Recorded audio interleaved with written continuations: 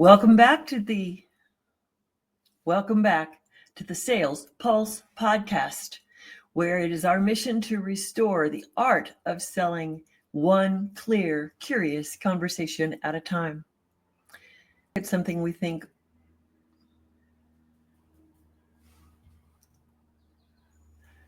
today we're going to look at really getting to know that buyer in front of you. I know many of you feel that you do that already. But if you are really going into every conversation with I need to say this, I need to say that, you have a script and everything is planned out according to your agenda, not your buyer's agenda, then you are already off track. So here's the biggest truth that nobody ever shares in sales.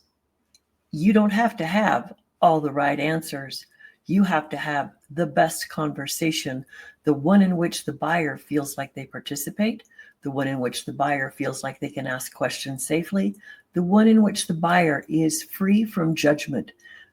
No assumptions can be made about buyers because they are not making cookie cutter choices. They have a field of perceptions and history back here that none of you are familiar with. So you'll only get that by asking those curious questions, those open-ended questions, those questions that invite them to tell you more. So sales conversations are an art, and I'd like you to become very, very artful with this process. So let's look at it this way. If you're still selling to that cardboard cutout that your upline or your trainer or someone told you that you should be fitting, well, let's just talk about how that person has multiple degrees to their life, multiple experiences. Some people ask me how it was I got into sales. I know how I walked into sales, but let me tell you the background that really helped me become a better salesperson. It's those memories I have of watching my mother and my grandfather and my father at the parts counter at the John Deere business that my grandfather owned, or selling Purina Chow food. It was mostly a conversation with someone and about what was going on in their life. It was about what was going on in their life, what were their challenges. And then finally they would get around to talking about the part they needed, or the tractor they were considering getting next spring, or the next order of Purina Chow for their hogs or for the cattle. It didn't matter. What I realized is they all knew they would get back to business at one point in time, but there was no rush to make the sale and get them out the door. Now, I know in this day of online marketing, it feels like everything is rushed. Well, just ask yourself, how could you take your conversation back to that warm little bit of social, not small talk, not where you're out there asking everybody about their vacation and their kids and deciding, do you match what they have? I talk to a lot of people who have a lot of kids, have a lot of pets. I am an empty nester and I don't have pets, but that doesn't mean I can't align with my buyer.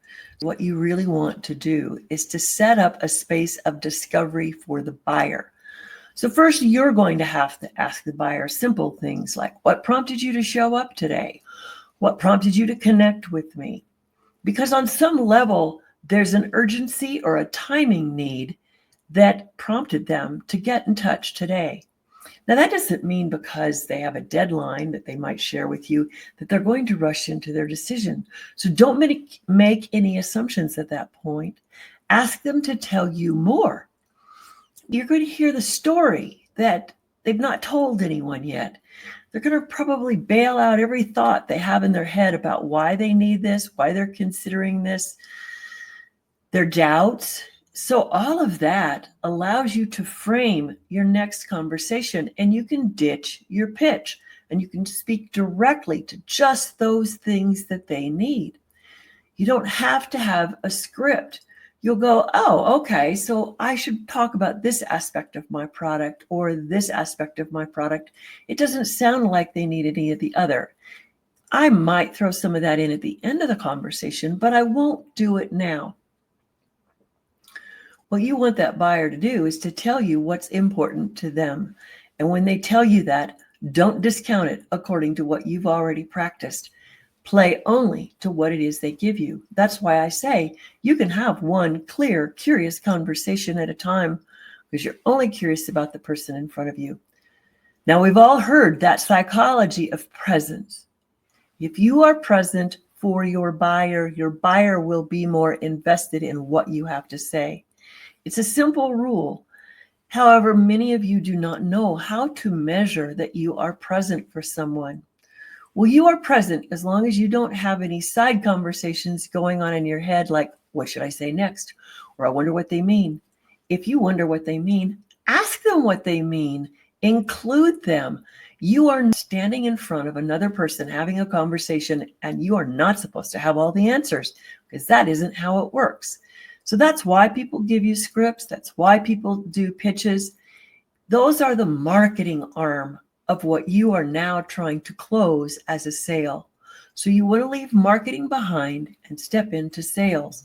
You are building a bridge from this person's experiences or lack of experience into how it is they might choose this particular product. So if you're not listening for where the gaps are in that conversation and how they might bridge from this thought to this thought, oh, and then this product might fit, this service might fit. It is an exploration with the buyer. I will tell you right now, I've sold many, many things for other people, and I didn't know anything about the product. But I did know the person in front of me. And when you know the person in front of you, at least for that casual moment that you are with them, and you've been curious with them, they are equally as invested in knowing more about what you have to say. If you really want to tune up your buyer's listening and your buyer's actions, then you want to tune in and listen to them. So I want you to trust yourself to go off script. I want you to trust yourself to be present. I want you to trust yourself not to have any answers that are pre-practiced or pre-formatted. And I want you to be able to just be present for that buyer as they're making their choices. You help them make their choices. And then when they want to get started, all you have to do is say, so it sounds like you're ready to go. Let's get this written up for you today.